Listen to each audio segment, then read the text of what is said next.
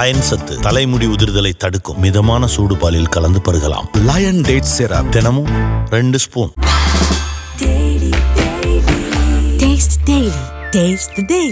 இப்போது புதிய அறிமுகம் ஆச்சி ஹோட்டல் சாம்பார் 50 கிராம் ரூபாய் 20 மட்டுமே.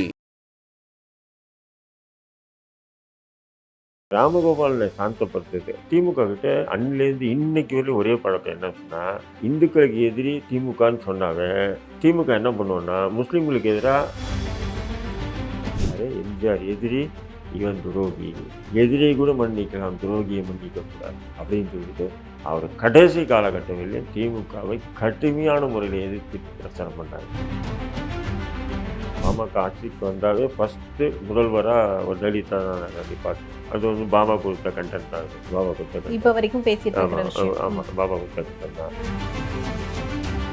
என்ன எழுதி கொடுத்தாருந்தாலும் திடீர்னு இந்த காண்டாயிட்டாருக்கா இந்த அதிகாரி அப்படின்னு அது என்ன எழுதி கொடுக்குறாருன்னா, பாபர் மசூதி இருக்கு இல்லையா, அந்த இடம் நஜீஸ், அதாவது அசுத்தப்படுத்தப்பட்டிருக்கு, அதை சுத்தப்படுத்தணும், எனக்கு இது விளக்குமாறு ஊழலுக்கு அனுமதி கொடுக்கணும்னு கேட்குறாரு. இந்த லவ் பேர்ட்ஸ் கூட்டு கொண்டு போறாரு சிறைச்சாலைகளுக்கு அப்படின்னு சொல்றாங்களா, அது உண்மைதானா? எல்லாமே உண்மை. லவ் பேர்ட்ஸ் வீட்டில் கூட பார்த்தீங்கன்னா தனியாக தான் இருப்பார், லவ் பேர்ட்ஸ் வச்சுருப்பார். லவ் பேர்ட்ஸ் ரொம்ப நேசிக்கக்கூடிய ஒரு நபர் பண்ணிப்பார்.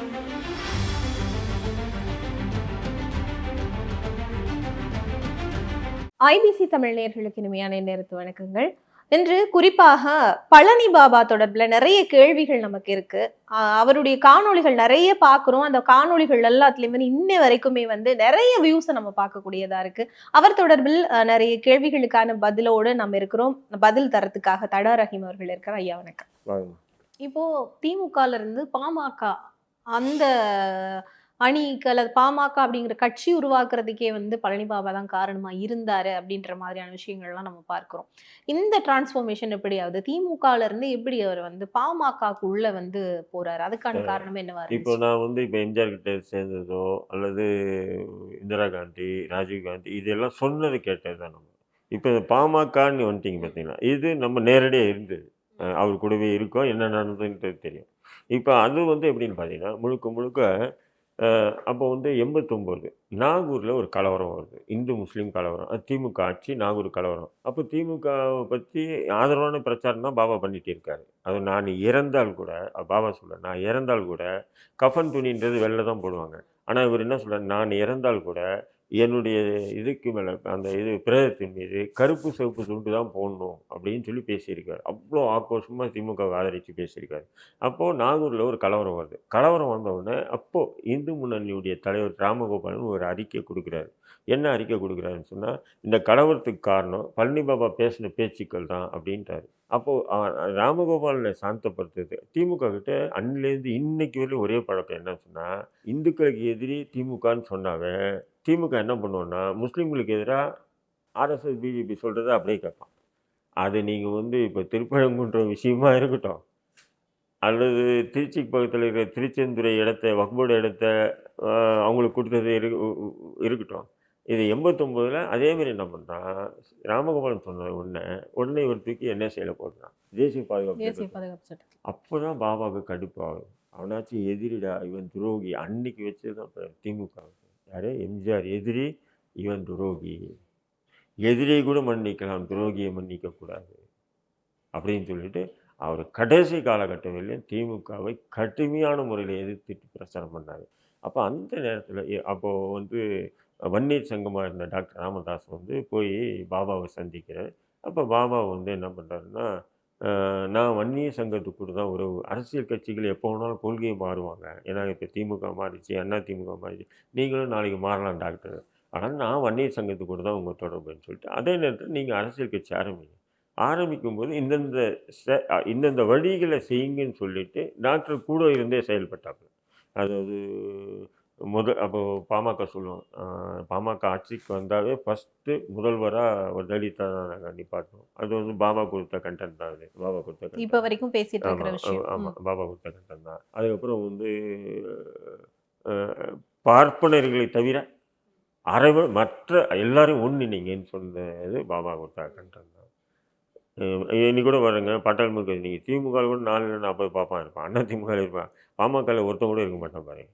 அது பழனி பாபாவோட நிறைய ஸ்பீச்ல எல்லாத்தையுமே வந்து இந்த பார்ப்பன எதிர்ப்பு அப்படிங்கிறது பச்சையா, அதுவும் வந்து ஒருமையிலேயே இருக்கும். அதுக்கான காரணம் என்னவா இல்ல அவரு இருந்துச்சு? அது சொல்லுவாரு. என்ன சொல்லுவாருன்னா, அவன் ஒரு வெர்ஷன்டா அவன் சைனட். இன்னைக்கு நேத்துலடா புத்தரை முதற்கொண்டு, அசோகரை முதற்கொண்டு எல்லாரையும் கொன்னதே ஆரியத்தினுடைய அறிவு. புத்தர் எல்லாமே விஷம் வச்சு தானே கொல்றாங்க. எல்லாமே கொல்றது. அது வந்து அவங்க வந்தேரிகள் அவங்க. ஆடு மாடுகளோடு வந்தாங்க. நாடு நடப்போட நம்ம இருந்தோம். இனி நாடு நடப்போட அவங்க இருப்பாங்க. ஆடு மாடுகளோட நம்ம இருக்கோம். அப்படின்றது தான் அவருடைய பிரச்சாரத்தில முன் வைப்பார். அவன் வந்து நீங்க 100 பேர் வேலை செய்யலாம். அவன் ஒருத்தன் வந்துட்டான்னா, அந்த 100 பேர வந்து ஒதுக்கிட்டு அவன் அந்த இடத்துல உட்காருவான். இப்படியெல்லாம் சொல்லுவாரு. அது வந்து அவனுக்கு அறிவில சிறந்தவன்னு சொல்ல முடியாது. அவன் ஒண்ணானமே முட்டா பையன் தான். ஆனா தன்னை அறிவாளி மாரி காட்டுறதுக்காகவே கஷ்டப்படுவான் ரொம்ப நாள் அவன். இப்படியெல்லாம் கூட பேசுவார் பாபா. அப்போ ஏன்னு சொன்னீங்கன்னா, எல்லா கட்சியிலுமே ஊடுருவிட்டான். இந்தியாவுல இருக்கட்டும், அ இந்த திராவிட இயக்கங்கள்லயும் அவன் பிராமணி ஊடுருவிச்சு. பாமகல ஊடுருவாம இருக்கணும் இருந்தாங்கன்னா, பாமக வெற்றி பெறும் அப்படின்றது தான் அவருடைய கான்செப்ட். அன்னையிலேருந்து இன்ன வரையும் பாமகல பாருங்க, ஒரு பிராமணன் இருக்கா பாருங்க, வாய்ப்பே இல்ல. அதெல்லாம் அவர் குடுத்த கன்டென்ட். அதேமாரி பாமகவுடைய பொதுக்கூட்டங்கள்ல பார்த்தீங்கன்னா, ஆயிரக்கணக்கான மக்கள். அது வந்து சாதாரண இல்ல. பயங்கரமா கூட்டம் இருக்கும். வச்சு திமுக வச்சு காய அடிப்பார். அவ்வளோ கதறிட்டாரு. அவ்வளோ பொதுக்கூட்டங்கள். அது வந்து பாமக வந்து அந்த ஒரு தென் மாவட்டத்தில் மட்டும் இந்த அந்த ஒரு ஒரு இது வந்து தமிழ்நாடு முழுக்க ஒரு பரவலா பேசப்படுறதுக்கு பாபாவுடைய பேச்சுக்கள் முக்கியமானது.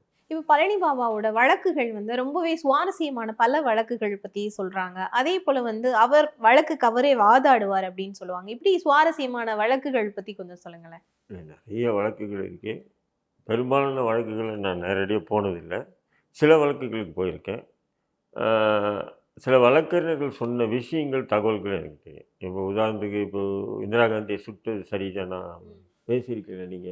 ஆமாய்யா பேசினேன். உடனே நிப்பாட்டிட்டு எப்பவுமே வந்து ஒரு குற்றப்பத்திரிகை போலீஸ் கைது பண்ணுவான். கைது பண்ணிட்டு நம்மள மேஜிஸ்ட்ரேட் கிட்ட கூட்டு போகும்போது, அ ரிமாண்ட் பண்ணிடுவான். அப்புறம் நம்ம ஜாமீன்ல வெளிய வரோம்.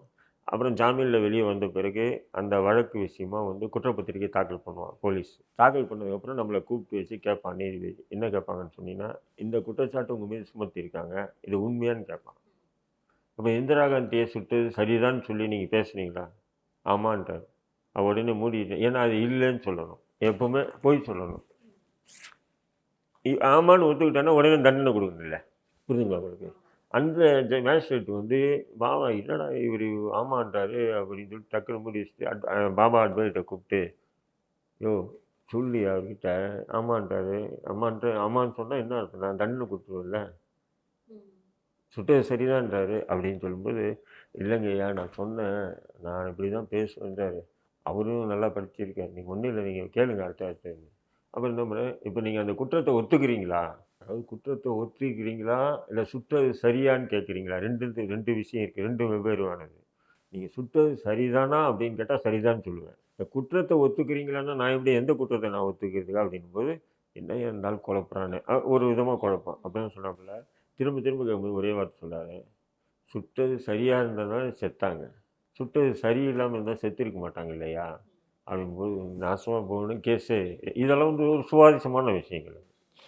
எ இது வந்து நீதிபதிகளும் கொஞ்சம் ஒத்துழைக்கணும். இல்ல இவர பேச விடாது. பெரும்பாலான நீதிபதிகள் என்ன பண்ணுவாங்கன்னா, அந்த குற்றம் சாட்டப்பட்ட நபரையே பேச வைக்க மாட்டான். கவுன்சிலர் தான் பேச வழக்கறிஞர்கள் தான் பேச வைப்பான். சில நீதிபதிகள் என்ன பண்ணுவாங்க, குற்றம் சாட்டப்பட்ட நபர்கள் பேசுறதுக்கு அனுமதி குடுப்பாங்க. அந்த மாரி கொடுக்கப்பட்ட விஷயங்கள் தான் இதெல்லாம் சுவாரஸ்யமா இருக்கு. இது இல்லாம அவருடைய மதிநுட்பம். ஒரு விஷயம் அரசு கொண்டு வருதுன்னா, அத தடுக்கிறதுக்கு என்ன வழி அப்படின்றதுல அவர மாரி சிறந்த நபர் வேற யாரும் இல்ல. இப்போ ஒருத்தர் அப்படிதான் பாபாவுடைய ஆஃபீஸ்ல உட்காந்துருக்கோம். திபு திபுன்னு நெறைய மக்கள் வராங்க. என்னன்னும்போது இதுமாரி செங்கல் ஊர்வலம். ராமர் கோயிலுக்கு செங்கல் ஊர்வலம் போறாங்க. அது வந்து பர்மா பஜார், சென்னை பர்மா பஜார் வழியா போறாங்க. அவங்க கலவரம் ஏற்பட்டது தான் அந்த செங்கல் ஊர்வலமே போறாங்க பாபா. இத எப்படின்னா தடுத்து நிறுத்தணும் அப்படின்னாரு. அப்போ வண்டி இருக்கா? வண்டி இருக்கு அப்படின்னாரு. அப்போ நான் தான் பாபா வண்டி நான் தான் ஜீப் அது நான் ஓட்டிகிட்டே இருந்தேன். எங்க பக்கத்துல உட்காந்து போறோம். போகும்போது என்ன நினைக்கிறேன்னு சொன்னா, போய் கம்ப்ளைண்ட் எழுதி குடுத்துட்டு வருவாரு. எங்க கமிஷனர் ஆஃபீஸ்ல போய் இந்த அ ஊர்வலத்துக்கு அனுமதி குடுக்காதீங்கன்னு எழுதி குடுப்பாரு. இப்படிதான் நான் திங்க் பண்ணிட்டு போறேன். ஆனா இவரு போய் டப்பு டப்புன்னு நல்லா வேகமா எழுதுவாரு. எழுதி கையில குடுக்குறாரு. படிச்சு பார்த்த கமிஷனர், "என்ன பாபா விளையாடுறீங்க?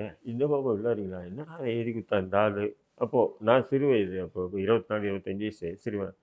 என்ன எழுதி கொடுத்தா இந்த ஆள் திடீர்னு இந்த காண்டாயிட்டாருக்கா இந்த அதிகாரி அப்படின்னு வச்சுருக்கும்போது அதில் என்ன எழுதி கொடுக்குறாருன்னு சொன்னால், பாபர் மசூதி இருந்தது இல்லையா, அந்த இடம் நஜீஸ், அதாவது அசுத்தப்படுத்தப்பட்டிருக்கு, அதை சுத்தப்படுத்தணும், எனக்கு இது விளக்குமாறு ஊர்வலத்துக்கு அனுமதி கொடுங்கன்னு கேட்குறாரு. எப்படி விளக்குமாறு அலுவலகத்துக்கு அனுமதி வேணும்னு கேட்குறாரு. பாபர் மசூதி இடம் அசிங்கப்படுத்தப்பட்டிருக்கு, அதை நான் சுத்தம் செய்ய வேண்டும், விளக்குமாறு ஊர்வலம் தொடப்பக்கட்ட ஊர்வலத்துக்கு அனுமதி கொடுங்கன்னு கேட்குறாரு.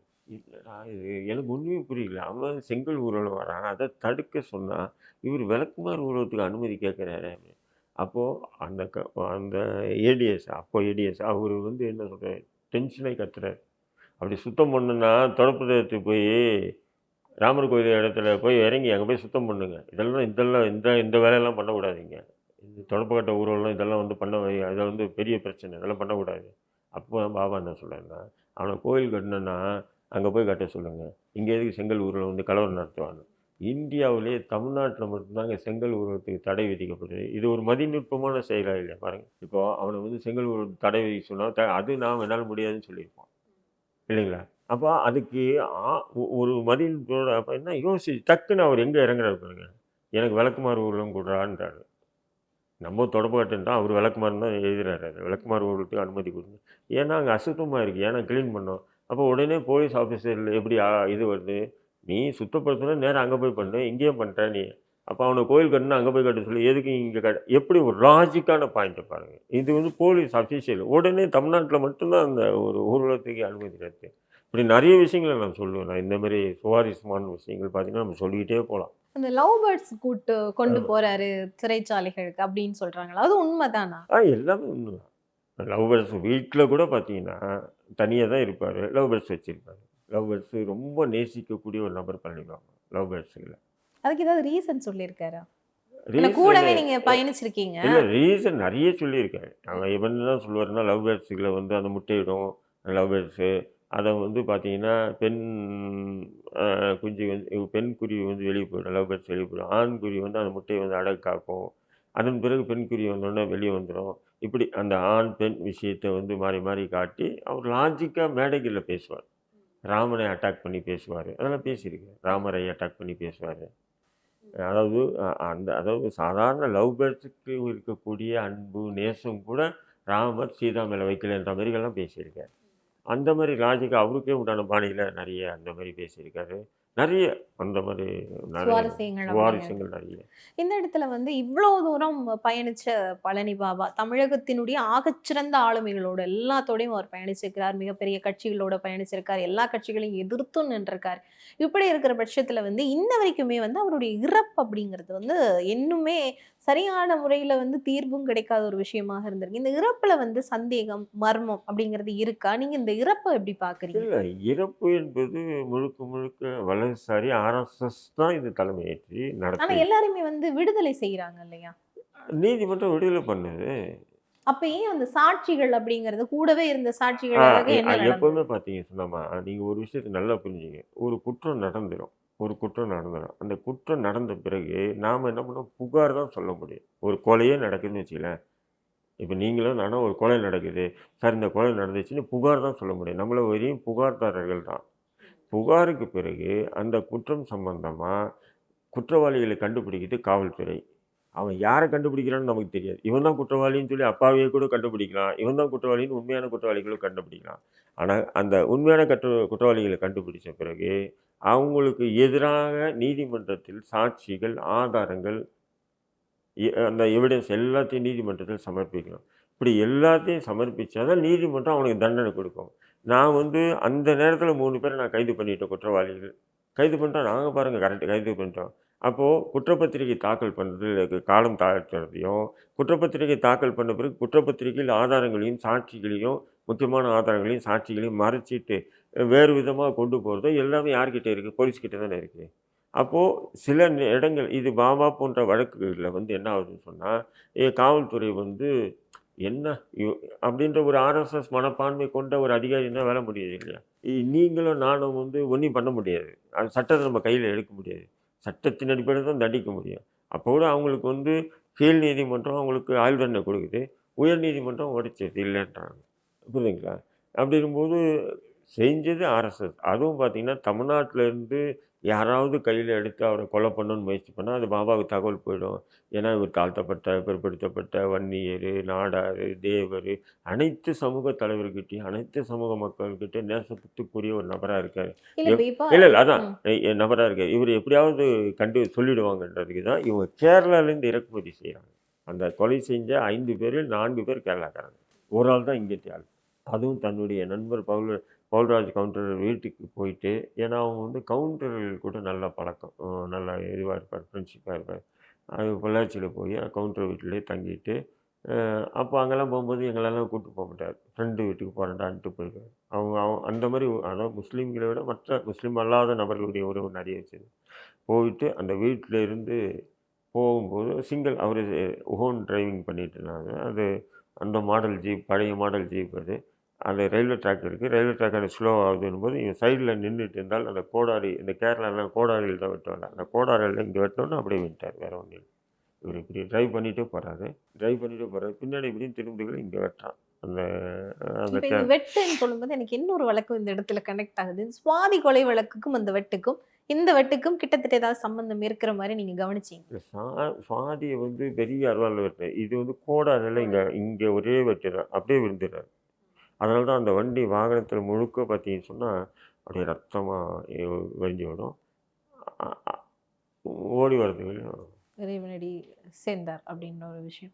இந்த பழனி பாபாவை பொறுத்த வரைக்கும் வந்து ஆர்எஸ்எஸ் அப்படிங்கிறத தாண்டி இந்த கட்சிகள் எல்லாம் கடந்து வந்திருக்காருல்ல. இந்த கட்சிகளுக்கு இடையில இப்ப அதிமுக இருக்கட்டும், திமுகவா இருக்கட்டும், அவர்களுக்குள்ளேயும் வந்து இவர் மேல ஒரு கோபம் இல்லை. இருந்திருக்கலாம். அந்த கோபம் இல்லை.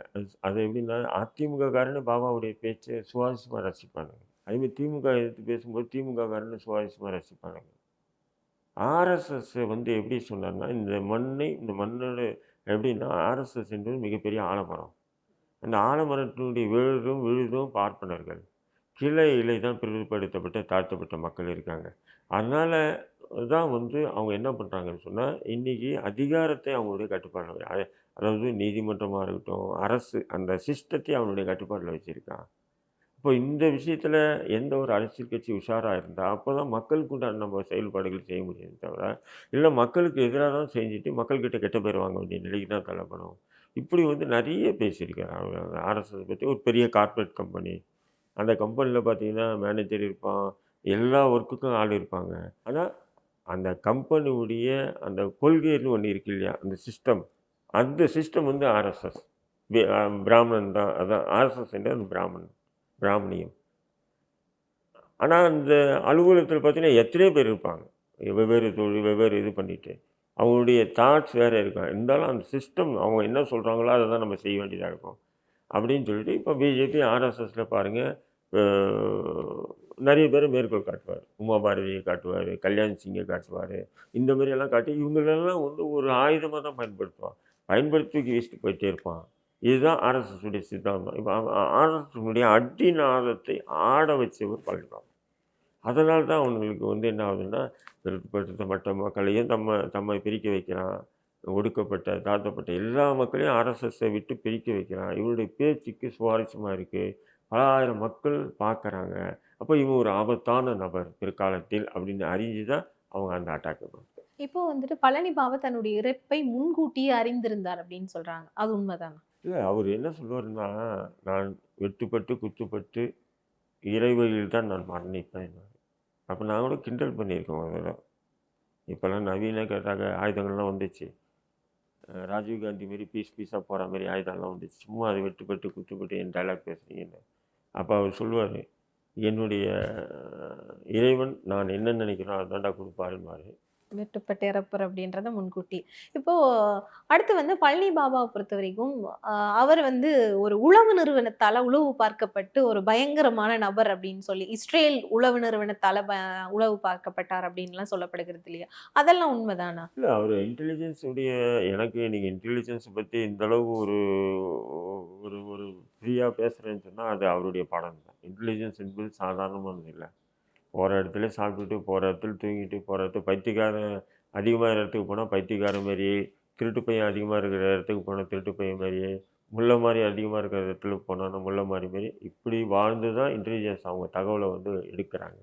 எடுத்து அவங்க வந்து என்ன பண்ணுறாங்க, அவங்க அரசு என்ன உத்தரவு போட்டோ அந்த செயல்முறைப்படுத்துகிறாங்க. அப்படின்ற தகவல்களை வந்து பாபா நிறையவே சொல்லியிருக்காரு. அப்படிங்கும்போது இன்டெலிஜென்ஸை பற்றி நிறைய ஆய்வு பண்ணி நிறைய பேசியிருக்காரு. இன்டெலிஜென்ஸ் உளவு என்பது என்ன, அது அந்த காலத்தில் ஒற்றர்கள்னு வச்சுருந்தாங்க, மன்னர்கள் காலம். மன்னர் காலத்துல அதன் பிறகு மக்களாட்சி வந்த பிறகு இன்டெலிஜென்ஸ்ன்ற ஒரு செக்ஷனை உருவாக்கி அந்த இன்டெலிஜென்ஸில் ஒவ்வொரு நாளும் ஒவ்வொரு விதமான யாரை ஒருத்தனை அடிக்கிறதுக்கு இப்படி இன்டெலிஜென்ஸ் வந்து பயன்படுத்தப்படுது. நிச்சயமா. அதாவது பழனி பாபா தொடர்புல வந்து நிறைய விஷயங்களை நம்ம இந்த நேர்காணல்ல பேசியிருப்போம். அண்மையில அடிக்கடி நிறைய பேர் பழனி பாபா பத்தி பேசிட்டு இருந்தாங்க. அவருடைய நினைவு தினம் கூட அண்மையில முடிந்திருந்தது.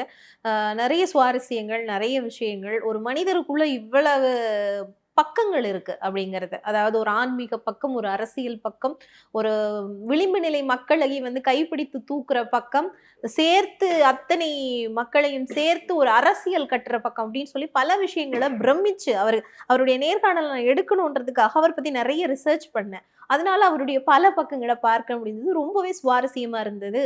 ஒரு சுவாரஸ்யமான ஆளுமை தொடர்புல ஒரு நேர்காணல் எடுத்திருக்கேன் அப்படின்ற ஒரு மன திருப்தியும் எனக்கு இருக்கு. இந்த நேரத்துக்கும் நேர்காணலுக்கு நன்றி. நன்றி.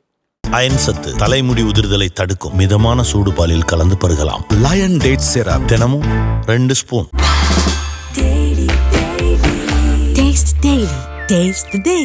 இப்போது புதிய அறிமுகம் ஆச்சி ஹோட்டல் சாம்பார் 50 கிராம் ரூபாய் 20 மட்டுமே.